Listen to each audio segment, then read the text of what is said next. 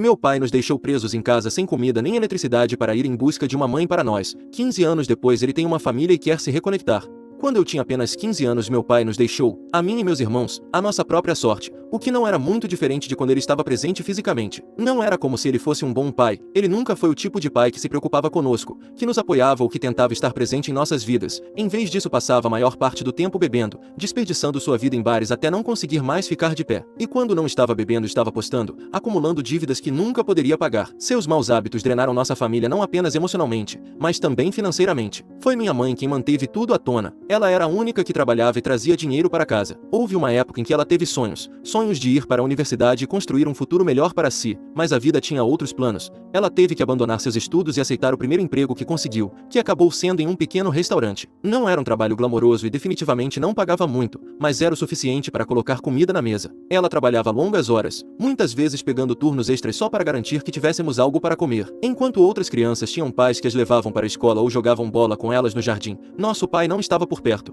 E quando estava era como se não estivesse realmente ali. Ele era simplesmente um homem que tropeçava pela porta à tarde da noite cheirando a álcool, sem nada a nos oferecer além de mais decepções. Cresci em um lar que não foi nada fácil para mim e para meus irmãos mais novos, os gêmeos. Nossa casa não era um lugar cheio de calor ou segurança, era um lugar de luta, estresse e responsabilidades que pesavam sobre mim mais do que qualquer adolescente deveria suportar. Como meus pais estavam ausentes ou ocupados demais, eu era quem assumia o papel de criar meus irmãos. Não era apenas uma responsabilidade ocasional, era toda a minha vida. Todas as manhãs eu era quem os acordava, garantia que se vestissem e preparava o café da manhã. Eu os levava para a escola, me certificando de que tivessem tudo o que precisavam para o dia. Depois da escola, enquanto outras crianças estavam com amigos, praticando esportes ou simplesmente relaxando, eu tinha que correr para casa. Meu tempo nunca foi meu porque minha mãe esperava que eu cuidasse dos meus irmãos. Eu os ajudava com a lição de casa, preparava o jantar e os colocava na cama à noite. Não pude viver as coisas que a maioria das crianças da minha idade viveu. Não podia sair depois da escola, não podia ir a festas de aniversário, nem mesmo podia sentar e conversar com meus amigos por muito tempo. Minha mãe nunca me perguntou se eu queria assumir esse papel. Ela simplesmente esperava isso de mim. Enquanto ela trabalhava longas horas eu estava em casa assumindo um papel que não me correspondia. Eu não era apenas a irmã mais velha, eu era a cuidadora deles, a segunda mãe.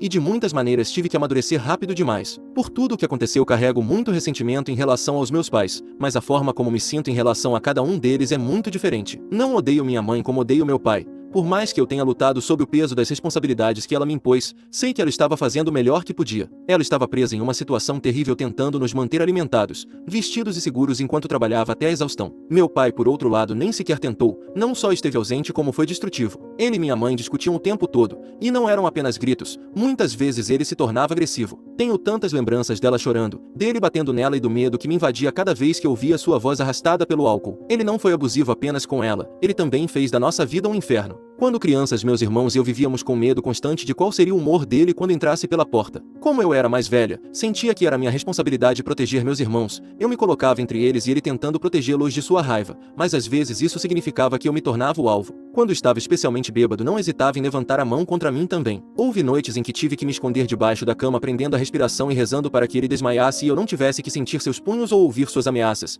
Era aterrorizante. Nenhuma criança deveria viver assim. Mas para nós era apenas mais uma noite em nossa casa. Então, uma noite tudo mudou para sempre. Minha mãe nunca voltou para casa, foi atropelada por um motorista a caminho do trabalho. O impacto foi tão severo que ela nem sequer chegou ao hospital, se foi antes que alguém pudesse salvá-la. Se minha vida já era ruim, ouvir essa notícia tornou pior. Ela pode não ter sido a mãe perfeita, mas era a única mãe de verdade que tínhamos. Era ela quem mantinha a família unida, quem trabalhava sem descanso para garantir que tivéssemos comida e um teto sobre nossas cabeças. E assim de repente ela se foi. Depois do funeral as coisas só pioraram. Meu pai, já uma desculpa miserável de pai, tornou-se completamente insuportável. Estava irritado o tempo todo e descontando em nós pelas menores coisas. Era como se nos culpasse por tudo, e nós éramos os que tínhamos que sofrer por sua frustração. Ele jogava coisas pela casa, quebrava o que estivesse ao seu alcance e descarregava sua raiva em meus irmãos e em mim. O pouco dinheiro que minha mãe havia deixado deveria ter sido usado para cuidar de nós, mas em vez disso ele desperdiçou tudo consigo mesmo bebendo, apostando e correndo atrás de qualquer nova mulher que tivesse encontrado naquela semana. Ele mal ficava em casa, algumas noites não voltava, outras vezes desaparecia por dias, nos deixando completamente sozinhos, sem comida e sem dinheiro. Houve momentos em que passamos dias sem uma refeição decente. A única coisa que tínhamos para comer era cereal, e nem isso sempre era suficiente. As coisas ficaram tão ruins que tive que começar a pular refeições só para que meus irmãos pudessem ter algo no estômago. Eu dizia a eles que não estava com fome, mesmo morrendo de fome. Eu não tinha opção, tinha que ser forte por ele. Não havia mais ninguém para cuidar de nós. Então, apenas alguns meses depois que minha mãe faleceu, meu pai nos abandonou completamente. Acordei uma manhã e imediatamente senti que algo não estava certo. A casa estava silenciosa demais. Não havia o som do meu pai andando pela casa, nem o barulho das garrafas, nem gritos. A princípio pensei que talvez ele tivesse saído cedo, mas quando passei pelo quarto dele notei algo estranho. O armário estava vazio, seus sapatos não estavam mais lá, tudo que lhe pertencia, suas roupas, sua mala, até sua escova de dentes, havia desaparecido. Peguei meu telefone para ligar para ele, tocou e tocou, mas ele nunca atendeu. Tentei de novo, mas nada. Foi então que eu vi um pedaço de papel dobrado deixado na mesa da cozinha com meu nome escrito nele. Ele escreveu que estava indo viajar para finalmente conhecer o amor de sua vida, uma mulher que havia conhecido pela internet. Ele não disse para onde ia, apenas que não sabia quando voltaria. Escreveu que só voltaria quando encontrasse outra mãe para nós. Apenas uma desculpa patética de por que estava deixando para trás seus próprios filhos para se meter entre as pernas de uma mulher e queria fazer parecer que seria algo bom para nós. Naquele momento percebi que nosso pai nunca mais voltaria. Estávamos completamente sozinhos. Ele nem sequer teve a decência de falar conosco antes, sem aviso, sem um plano, nada, apenas uma decisão fria e egoísta de desaparecer e nos deixar resolver tudo por nossa conta. E o pior foi que ele não deixou um único centavo. Não havia dinheiro para comida, não havia dinheiro para o aluguel, nada. Ele nos havia deixado completamente abandonados. Meus irmãos ainda estavam dormindo no quarto ao lado sem saber de nada disso. Pela primeira vez na minha vida senti medo, não só por mim, mas pelos meus irmãos. Parece estranho que eu não tivesse sentido medo até então com tudo que vivemos, mas eu já estava acostumada com a vida dura. Mas agora era pior, agora não tínhamos ninguém, nem paz, nem dinheiro, nem ideia do que fazer a seguir. E pela primeira vez eu não tinha respostas. Durante a primeira semana depois que ele se foi fiz o possível para cuidar dos meus irmãos, consegui encontrar maneiras de nos manter alimentados pedindo dinheiro emprestado aos poucos amigos que tinha. Eu dizia a eles que era só por um pouco de tempo e que as coisas melhorariam em breve. No fundo eu ainda me agarrava à esperança de que meu pai voltaria, que talvez tivesse tomado uma decisão precipitada e percebesse seu erro, mas à medida que os dias passavam essa esperança começou a desaparecer. Na segunda semana o telefone dele estava completamente desligado, não importava quantas vezes eu tentasse ligar, sempre ia direto para uma mensagem automática. A realidade da nossa situação começou a se concretizar e foi aterrorizante. Ficamos sem comida e a conta de luz não havia sido paga, então logo as luzes se apagaram. Eu não sabia o que fazer, não tínhamos parentes próximos a quem recorrer e ambos os avós já haviam falecido há anos, mas eu não conhecia nenhum parente que estivesse disposto a nos ajudar. Mesmo que houvesse algum, eu duvidava que eles quisessem acolher 3 crianças abandonadas. Senti que estávamos completamente sozinhos no mundo naquele momento. Soube que não tinha outra opção, tinha que ligar para os serviços de proteção à criança. Foi a ligação mais difícil que fiz na minha vida, mas não podia deixar meus irmãos morrerem de fome. Quando os serviços de proteção se envolveram, tentaram localizar meu pai esperando que ele assumisse a responsabilidade, mas era como se ele tivesse desaparecido completamente. Pior ainda, quando ele soube que os serviços infantis o estavam procurando, intensificou seus esforços para desaparecer, seu número de telefone parou de funcionar, e ninguém, nem uma única pessoa, tinha como localizá-lo. Não entrarei em todos os detalhes, mas depois disso meus irmãos e eu fomos colocados em lares adotivos e as coisas não melhoraram em nada. Perdemos tudo quando nos enviaram para lá, além de ser uma situação não muito melhor do que a que já vivíamos, se não pior. Lutei com todas as minhas forças para nos manter juntos, queria garantir que meus irmãos e eu ficássemos na mesma casa, mas nem sempre foi possível. Às vezes nos separavam e esses momentos foram os mais difíceis. Passei toda a minha vida cuidando deles, protegendo-os, garantindo que nunca se sentissem sozinhos, e agora havia momentos em que eu nem sequer podia estar lá para eles. Isso me destruía, mas nunca deixei de tentar. A única coisa que me mantinha de pé era a ideia de que um dia seria grande o suficiente para retomar o controle. E quando finalmente completei 18 anos foi exatamente isso que fiz. Eu era oficialmente adulta, o que significava que finalmente podia fazer algo real pelos meus irmãos, e não perdi tempo. Corri para procurar emprego, qualquer emprego que me ajudasse a sustentá-los. E assim que tive alguma estabilidade comecei o processo legal para adotá-los como tutora. Não foi fácil. O processo foi longo, frustrante e cheio de obstáculos. Havia tanta burocracia legal, tantas entrevistas, tanta papelada, mas eu não me importava. Passei toda a minha vida lutando pelos meus irmãos, não ia desistir agora. E então, depois do que me pareceu uma eternidade de espera, finalmente recebi a notícia. Me concederam a tutela legal. Agora eles eram oficialmente minha responsabilidade. Ninguém poderia nos separar nunca mais. Quando contei aos meus irmãos, eles ficaram tão felizes que choraram. Foi a primeira vez em muito tempo que choramos, não de tristeza, mas de alívio, de amor. Éramos uma família e sempre seríamos. Desde então tenho trabalhado todos os dias da minha vida para garantir que meus irmãos e eu nunca mais tenhamos tenhamos que experimentar a pobreza. Eu não queria que apenas sobrevivêssemos. Queria que construíssemos vidas reais e estáveis, as que nunca tivemos enquanto crescíamos. Então fiz o possível para apoiar meus irmãos. Não foi fácil e nem sempre pude dar-lhes tudo, mas ajudei o máximo que pude,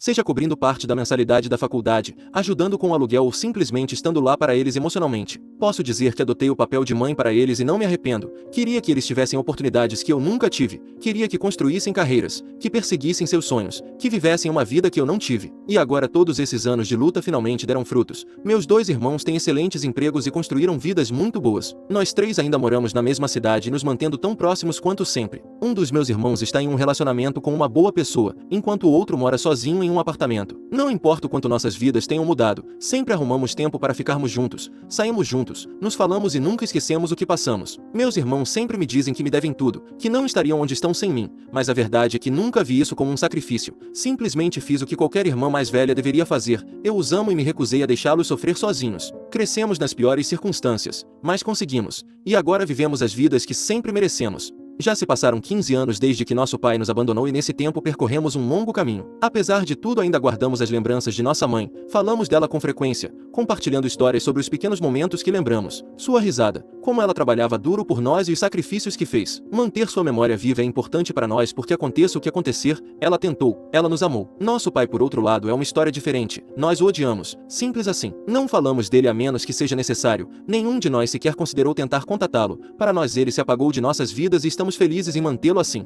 Mas estou escrevendo porque não tem sido assim, não conseguimos mantê-lo longe de nossas vidas. Recentemente fiquei completamente surpresa quando recebi uma mensagem no Facebook de uma conta desconhecida. A mensagem era curta e simples. Senti sua falta. Como você e seus irmãos estão? Respondi rapidamente perguntando. Quem é? Alguns momentos depois recebi uma resposta. Sou seu pai. A princípio pensei que era uma piada, talvez alguma brincadeira cruel de alguém que sabia sobre meu passado. A conta não tinha foto de perfil nem publicações, nada que pudesse provar que realmente era ele. Além disso, eu não tinha ideia de que ele tinha uma conta no Facebook. Estava prestes a bloquear a conta quando outra mensagem apareceu. Desta vez era uma foto, e isso confirmou que realmente era meu pai. Era uma velha foto de família, uma das poucas que existiam de todos nós juntos, eu, meus irmãos, minha mãe e ele. Eu não vi aquela foto há anos e soube sem sombra de dúvida que ninguém mais poderia tê-la, exceto ele. Ele continuou insistindo, enviando mais mensagens. Disse que ainda pensa em nós todos os dias, que sente nossa falta e que lamenta tudo. Então ele soltou a grande bomba, queria nos encontrar e saber mais sobre nós. Agora ele queria nos conhecer,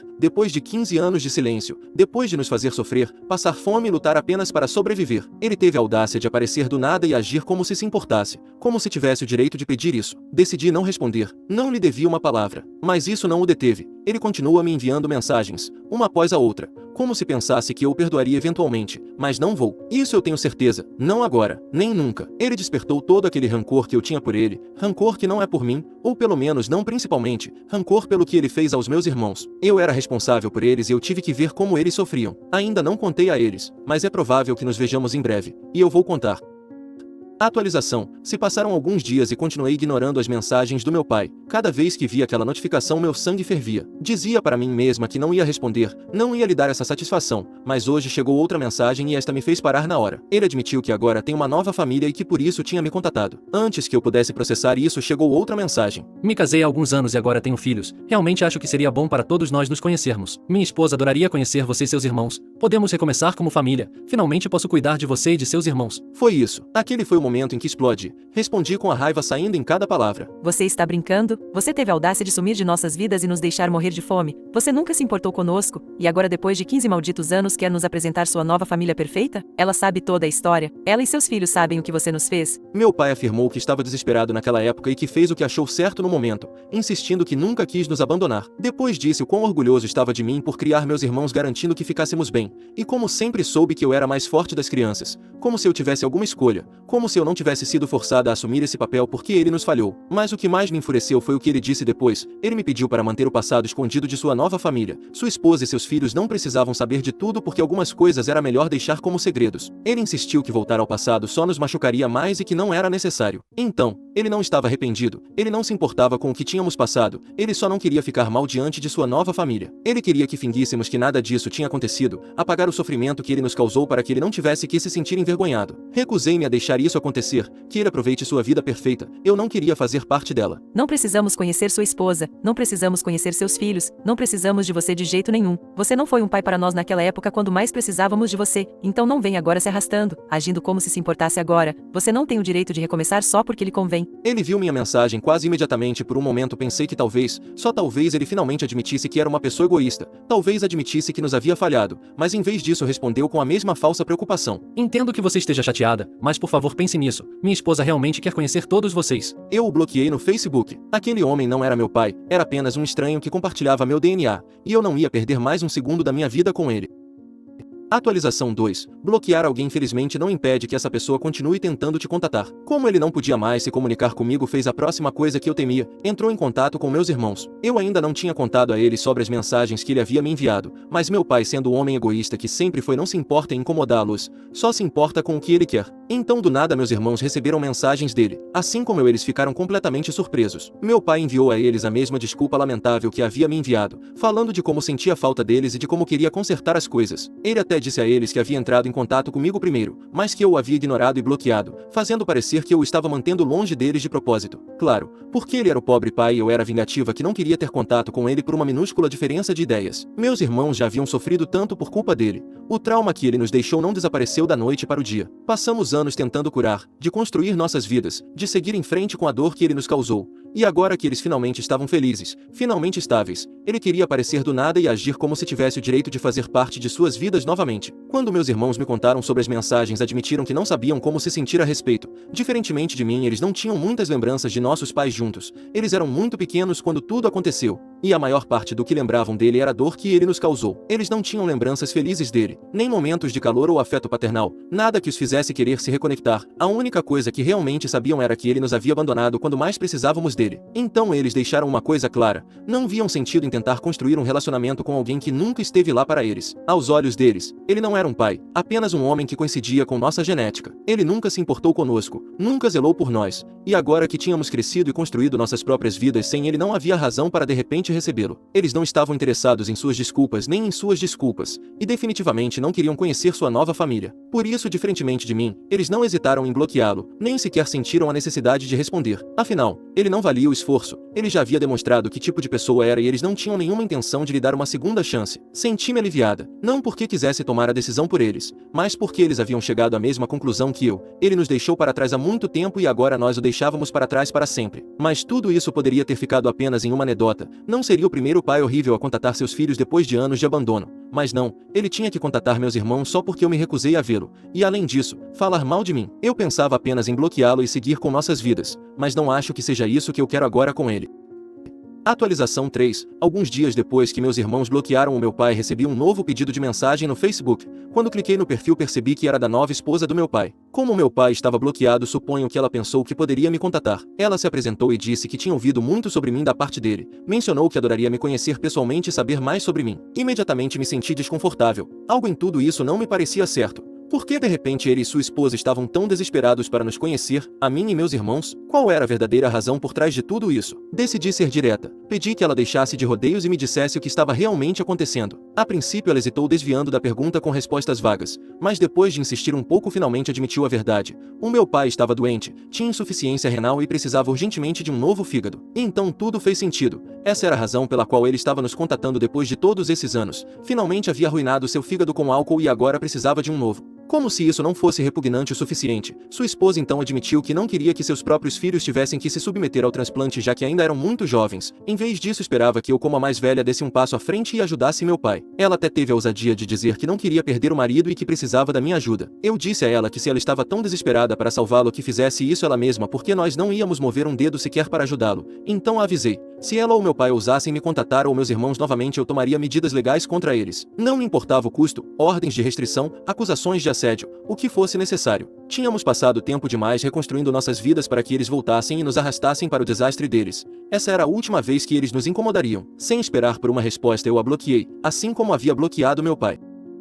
Atualização 4. Antes da minha última atualização, eu tinha algo em mente para meu pai. mas depois de descobrir que ele estava doente descartei a ideia. Seria errado da minha parte fazer algo a uma pessoa doente como ele, mas então lembrei que ele sempre foi uma pessoa doente, só que agora tinha um diagnóstico clínico, então voltei a considerar meu plano. O que vou contar agora é meu plano em ação, que resultou assim depois de pensar. Eu sabia que ainda tinha um caso legal contra ele, porque mesmo que ele não quisesse ser meu pai ainda tinha responsabilidades financeiras atrasadas com seus filhos. Então falei com um advogado para processá-lo por pensão alimentícia atrasada. Se ele agora tem uma vida estável não acho que terá problemas em pagar, e sendo sincera com vocês, não importa que ele esteja passando por um problema de saúde. Não sinto nenhuma simpatia por ele ter arruinado seu fígado bebendo. Então, fiz isso e felizmente para mim o caso nos serviços de proteção à criança ainda estava aberto, e os pagamentos de pensão alimentícia não têm uma data de validade. Depois disso citei ele e sua esposa em um café para conversar, disse que estava pensando e que precisava de uma reunião presencial. Contatei sua esposa, a quem desbloqueei para organizar esta reunião, porque não queria falar diretamente com meu pai. A reunião começou bastante tranquila, mas logo comecei a falar sobre o que realmente havia acontecido, e embora eu ache que sua esposa seja uma pessoa horrível por me pedir para doar um rim em vez de seus filhos, pude ver que ela não tinha ideia do que estava falando. Depois da reunião ela me escreveu para contar a versão da história que havia recebido, e era muito diferente da verdadeira. Ele havia dito a ela que quando eu completei 18 anos eu o afastei de seus filhos só porque o culpava pela morte de nossa mãe, que eu menti para conseguir ser a tutora dos meus irmãos e que ele me perdoava e queria tentar recompor nosso relacionamento. Mas voltando à reunião, ela estava surpresa e olhava para meu pai com indignação. Mas não fiquei muito mais tempo ali porque quando eles estavam começando a discutir fiz um sinal para uma pessoa sentada em outra mesa e os papéis da ação foram entregues a ele. Nós o processamos por pensão alimentícia atrasada e por abandono de seus filhos. Também existe a possibilidade de ele ter problemas legais pelo que fez, mas isso dependerá da justiça. Isso é muito recente, se passaram apenas 2 dias desde aquela reunião, então agora só resta ter paciência e deixar os lentos tempos da justiça agirem. Não sei quando poderei ter outra atualização, mas trarei uma quando tiver mais novidades. E para quem pergunta, meus irmãos concordam com isso, eu não ia fazer algo que também os envolvesse sem consultá-los. Eles disseram para eu fazer tudo o que fosse necessário para obter dinheiro dele, que é dinheiro que mereço por ter sacrificado tanto por eles. Não acho que eu seja a única que merece porque eles também têm me ajudado desde que conseguiram bons empregos, mas ainda estamos longe disso. Primeiro precisamos ganhar os casos.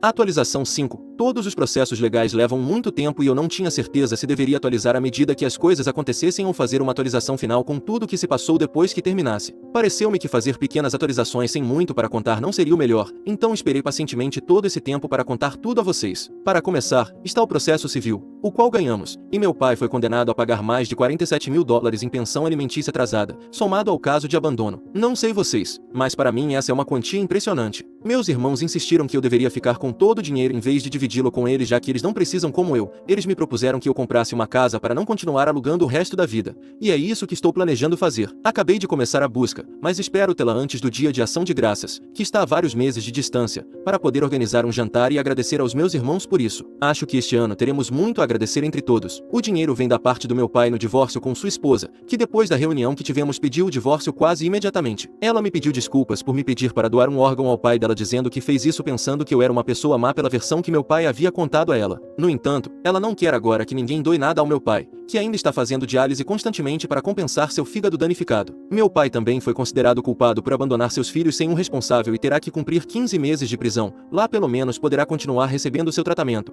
mas quanto às chances de receber um transplante, são um pouco remotas. Sei que há chances de meu pai morrer na prisão se não receber um transplante, mas embora eu esteja feliz que ele tenha recebido seu karma, não vou me regozijar com sua morte. Já posso antecipar que se isso acontecer vocês não me verão escrevê-lo aqui, ele já estava morto para mim. Não muda nada que alguém assine um papel dizendo que ele está oficialmente assim. Então, a menos que haja outra coisa para contar que não esteja relacionada a isso, vocês não saberão mais de mim, embora isso não implique que eu não seja grata a todos vocês e que não possa responder a alguns comentários.